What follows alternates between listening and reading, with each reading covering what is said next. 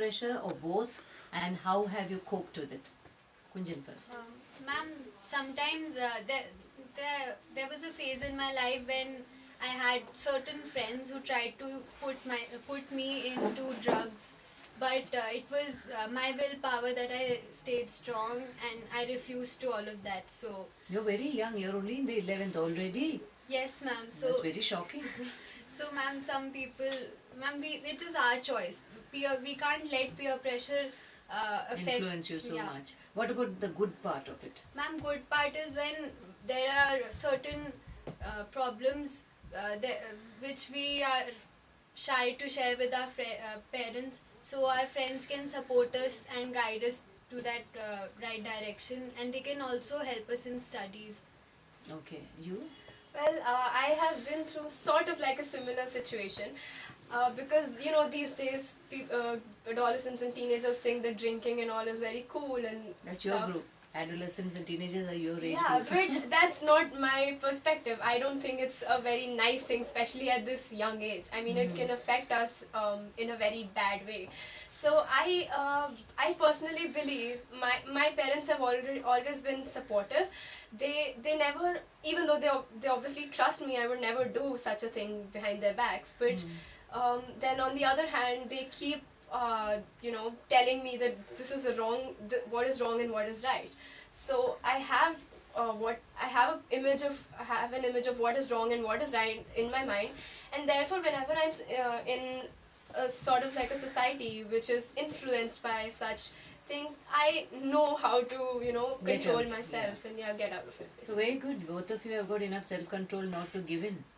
Very good. Thank you, ma'am. Not many people will have that. You have to do this problem solving now. You are to work in pairs on a project that involves research on the internet. Your project partner points out that many classmates are trying to download and use the same materials. Discuss the value of respecting copyright and what problems could arise from disregarding copyright rules. So, discuss. Well, Why should you respect copyright, first of all? first of all, when we're obviously copying someone, it means we're taking an idea of someone who has already applied brains and hard work to implementing some So idea. it's the easy way out we choose.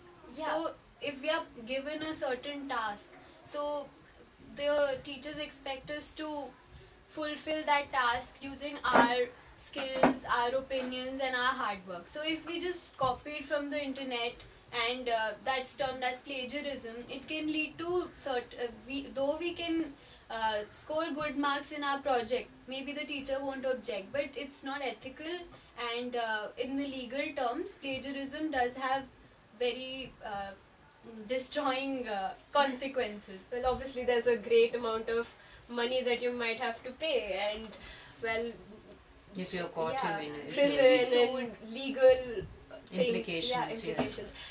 But the thing is that obviously when some task is given to you, it's rather your duty to be creative about it, because that task is given to you to judge how creative you are.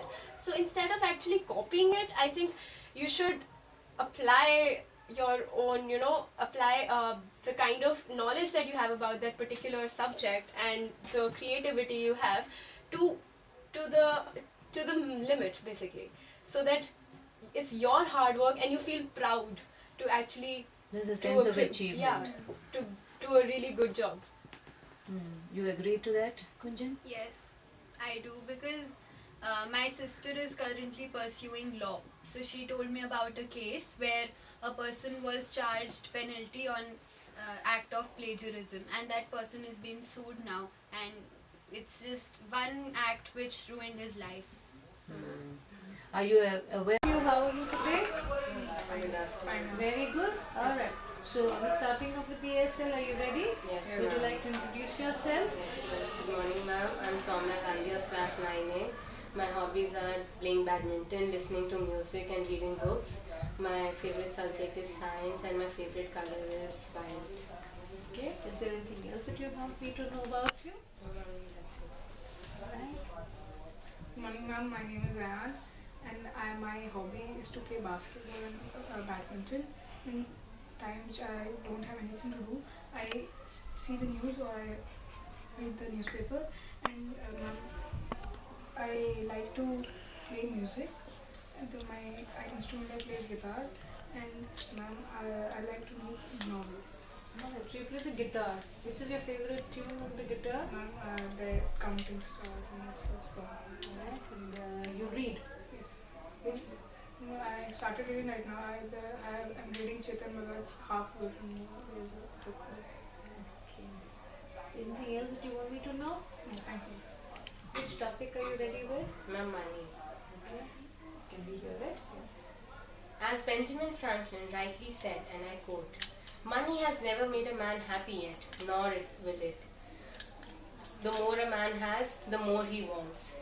Money doesn't provide happiness. It is a tool through which we can do things that give us happiness.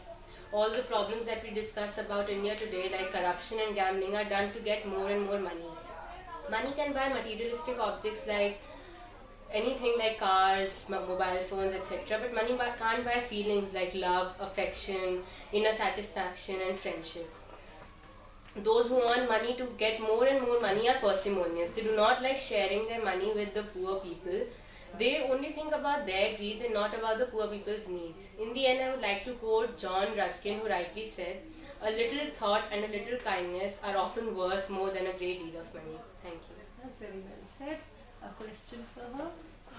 Do you think that money is used for bad things also? Because right now you read newspaper, you see many people, like yesterday there was a news coming, two people of India have millions of dollars and euros in Australia and America. So what do you want to say about that?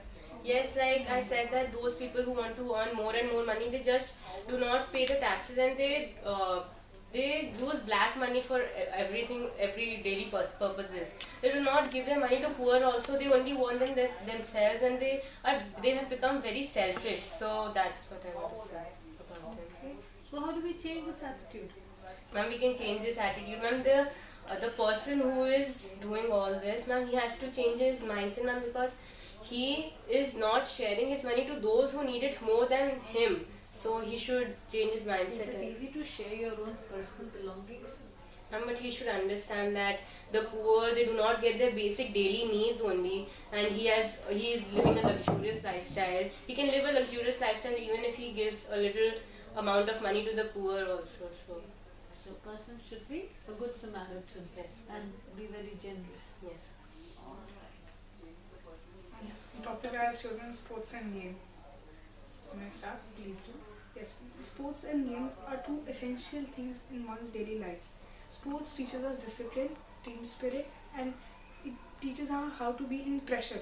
Like in any sports, if you are playing football or basketball, if you are losing, you are under pressure because you want to win, and when you lose, you can accept defeat. Many times you have to accept defeat, and it teaches you win or lose, you have to keep your spirit in that spirit which is there. And on games increase your intelligence, it builds your mind strong. And games like chess, and they teach you the anything can be changed at the last moment. Like if you are very happy, one thing can break your heart, like you can become sad at any moment. And a recent survey says that people who have sports and games in their daily schedule, they have achieved more in life. Any questions, Sora? Yes, ma'am. He said that we learn from sports that anything can be changed in the last moment. But if we look at studies, if we are making projects and if we change it in the last moment, it does not go very well. So what would you like to say? Like I said, anything can be good or bad at the last moment. I didn't say it's always bad. It is depends on the situation. If it has become good or if it has become bad. Like if someone has very bad marks in a class, teacher, if they have a reader, they can do very well in that. So it is like that only. Like if you are losing at 1 point 21-22, then you hit a 3-pointer, it's 23, you win. Like that only. Okay, so you're a sports person. Yes. Alright, that's interesting. Okay. Now I have this little prompt for you. Okay, I want you to listen to it and then have a discussion between the two of you. Your friend is a part of the district volleyball team and often has to miss classes. His teachers and his parents are unhappy about this and have asked him to quit sports. Discuss what he should do to resolve his problem. You want me to read it again? No. Your friend is a part of the district volleyball team and has often to miss his classes. His teachers and his parents are unhappy about this and have asked him to quit sports. Discuss what he should do and resolve his problem. So first of all, if he is good in basketball, he should continue his volleyball. He should continue being in the volleyball team, but he should also keep a check on his studies, because no work and only play makes you like a dull boy, that we already know that. So he should also see that his studies are going well, and if he does not do well in studies, because studies are also very important like sports is, so he should balance out both of them so that he can do well in sports also and do well in studies also. Ma'am, this is very similar to me. What has happened to me. I also play basketball. The same situation is the volleyball. Ma'am, every sport each time. Because ma'am, if you play for 15 or half an hour, you don't know what is the sport, because you don't know how to play it exactly. So every sports each time. But ma'am, you have to balance both of them. Like if you come home and you study for 3 hours, the next 2 hours you can play. But you have to study. You don't have to focus on one thing. You first study and then do something else. It's first, because studies comes first. If you like the thing, you should play. That's no one is stopping you. First you have to study, then you have to play. You have to manage both of these.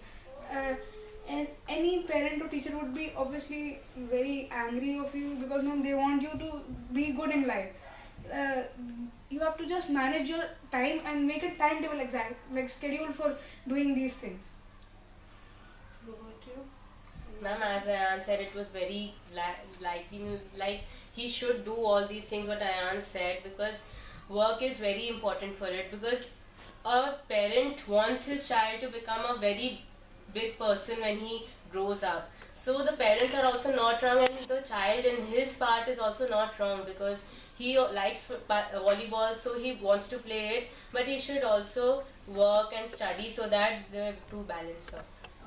And do you think your friend will listen to the advice that you're going to give him? If he wants to continue his volleyball, being in the volleyball team, he surely has to listen it, because if he does not listen to the advice, then the parents will not allow him to.